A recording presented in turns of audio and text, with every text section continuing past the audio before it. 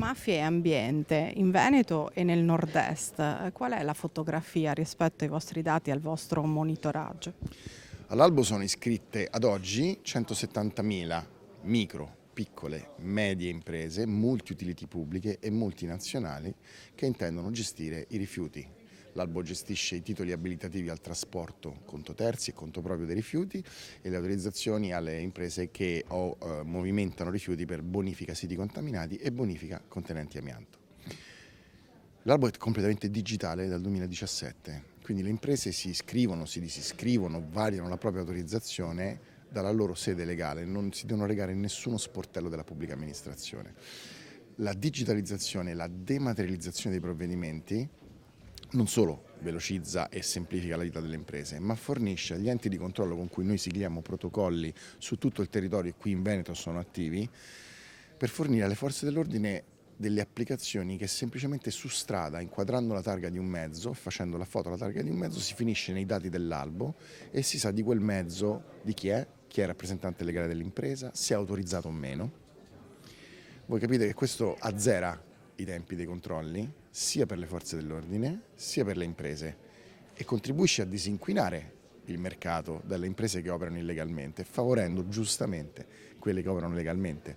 E oggi portiamo la testimonianza dei numeri di questa applicazione. Questa applicazione si chiama FDA, Fruibilità Dati Albo, che le forze dell'ordine stanno utilizzando in tutta Italia dal 2017.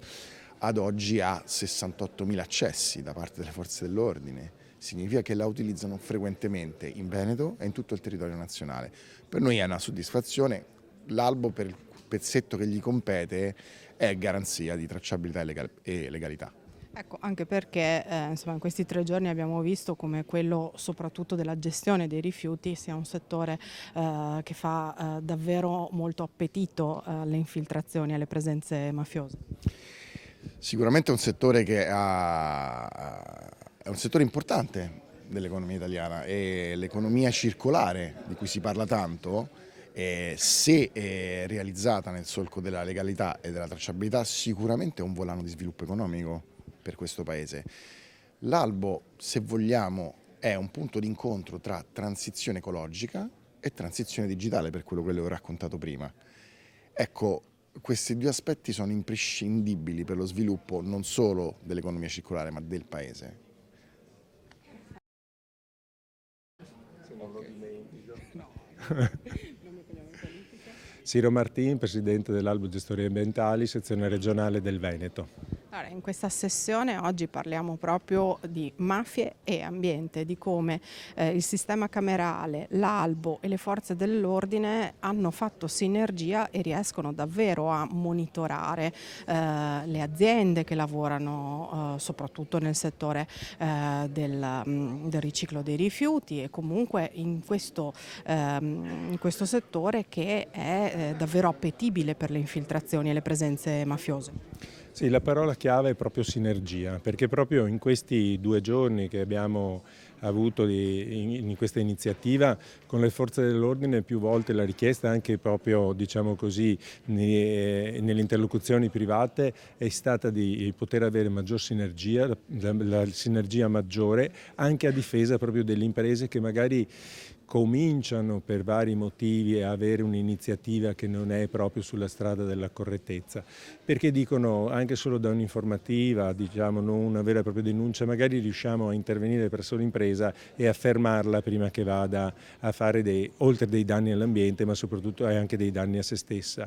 E quindi diciamo che il sistema camerale e le forze dell'ordine continuano a collaborare in maniera continuativa, lo vediamo da questi 3 giorni ma anche da oggi perché le forze dell'ordine sono sempre presenti e a fianco del sistema camerale che in campo ambientale teniamo presente che ha tutti i dati digitalizzati del trasporto e quindi anche della produzione del rifiuto nazionale.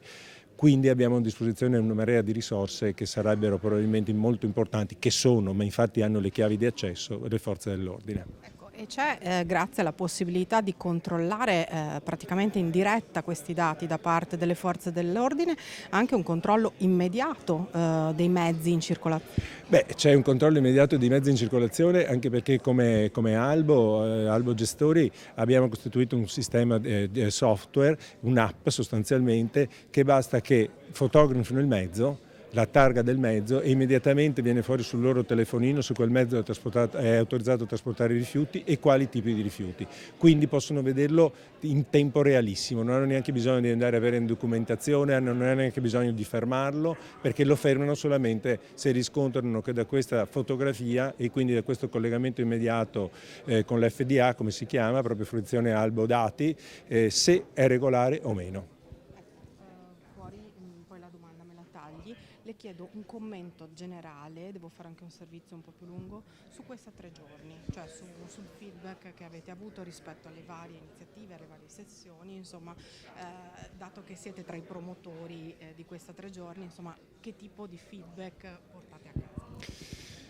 Ecco, ora se vogliamo un po' fare, come possiamo dire, un resoconto di queste 3 giornate, anche se ne manca ancora una perché siamo proprio all'inizio, devo dire che poi è vero che sono parte interessata, ma sono estremamente orgoglioso di come ha funzionato, sia per quanto siamo riusciti a fare sinergia con le forze dell'ordine, con le Camere di Commercio e le sezioni dell'Albo e tutto il sistema camerale, perché anche oggi abbiamo qua il vice segretario generale, c'è stato il saluto del Presidente nazionale, oltre che del Presidente della Camera di Commercio, ma soprattutto anche da parte del pubblico, perché poi ci parliamo, ci incontriamo magari alla fine dell'evento e devo dire che i commenti sono stati tutti positivi. Non è stato semplice organizzare un evento di questo tipo così lungo, è la prima esperienza, come credo di aver già detto, sicuramente in Veneto e forse anche in campo nazionale. Stiamo già parlando di riproporci l'anno prossimo, magari correggendo alcune cose se servono da correggere, però veramente credo che per tutto il sistema camerale e per tutte le sezioni dell'Albo sia stato un evento estremamente importante,